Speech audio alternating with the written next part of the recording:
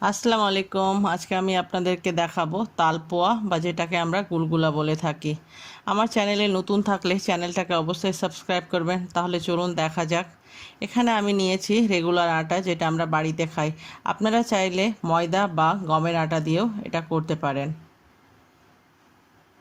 এখানে আছে তালের রস। এর আগের দিন আমি দেখিয়েছি তাল থেকে তালের রস কিভাবে বের করতে হয়।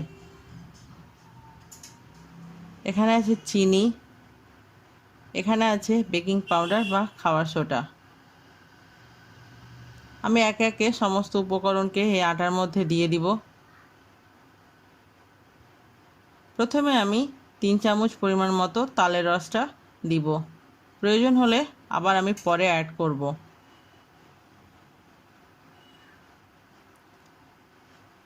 তারপরে দিব আমি বেকিং পাউডার। আমি 1 চামচের 4 ভাগের 1 ভাগ পরিমাণ দিয়েছি। তারপরে দিব 60 থেকে 70 গ্রাম মতো চিনি। আপনারা বেশি মিষ্টি খেলে আরও চিনি অ্যাড করবেন। আরও আমি 1 চামচ পরিমাণ মতো তালের রস দিলাম। এবার এই আটাটাকে ভালোভাবে আমাকে মেখে নিতে হবে। আমি হালকা জল দিয়েছি অর্ধেক কাপ পরিমাণ মতো। চাইলে আপনারা তালের রস দিয়ে এই আটাটাকে মেখে নিতে পারেন। এভাবে অল্প অল্প করে জল দিয়ে আমি আটাটাকে মেখে নিব। আর জল দিতে হবে না।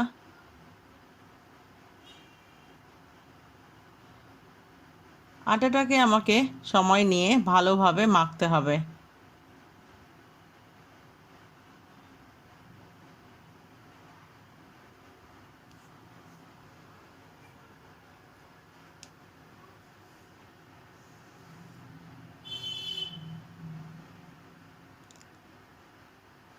এবার আমি দিয়ে দিব এখানে কিছু অল্প পরিমাণ কালো জিরা।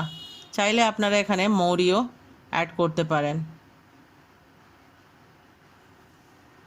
তারপর আমি আটাটাকে 15 থেকে 20 মিনিটের মতো এইভাবেই মেখে নিয়েছি। দেখেন আমার আটাটা একটু চেঞ্জ হয়ে গেছে দেখতে। আটাটাকে আমি যত পরিমাণে আটাটাকে সানবো, আমার পোয়া পিঠাগুলো ততটাই সফট এবং স্মুথ হবে এবং ভিতরে জালিদার হবে। আমার আটাটা হয়ে গেছে। এটাকে আমি 30 মিনিটের জন্য রেস্টে দিয়ে দিব।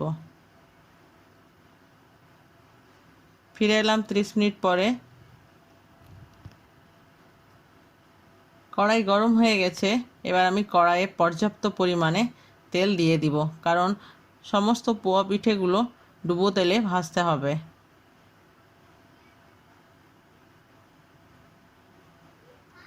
এবার আমি হাতে জল লাগিয়ে নিব, কারণ জলটা লাগালে আমার পোয়া পিঠাগুলো তেলে দেওয়ার সময় খুব সহজেই তেলে পড়ে যাবে।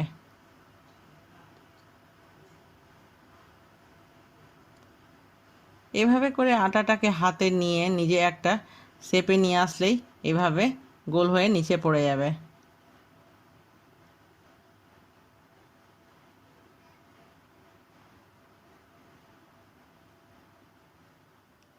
হাতে আমি জল লাগিয়ে নিব।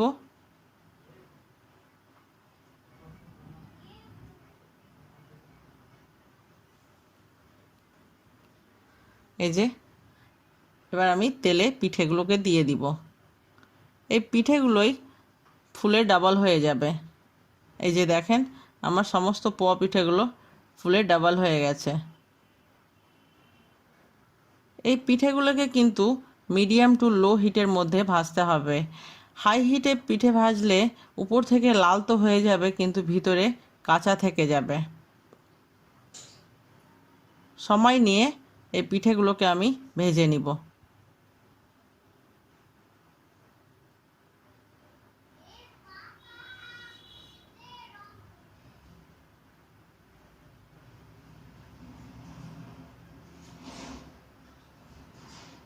আর ভাজতে হবে না, আমার পিঠেগুলো হালকা লাল হয়ে গেছে।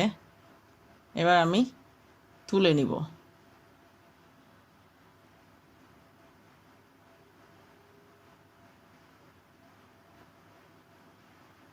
এইভাবে করে আমি সমস্ত পোয়া পিঠেগুলোকে ভেজে নিয়েছি।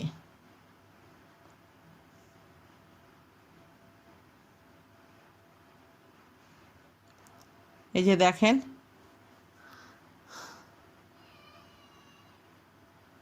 আমার পোয়া পিঠেগুলো কত জালিদার হয়েছে ভিতর থেকে। আপনারাও বাড়িতে তৈরি করবেন এবং আমাকে কমেন্ট করে জানাবেন আপনাদের পোয়া পিঠেগুলো কেমন হয়েছে। ভালো লাগলে লাইক করবেন, ফ্যামিলি ফ্রেন্ডসদের সঙ্গে শেয়ার করবেন। আবার দেখা হবে নতুন কোনো একটা ভিডিওর সঙ্গে। আল্লাহ হাফেজ।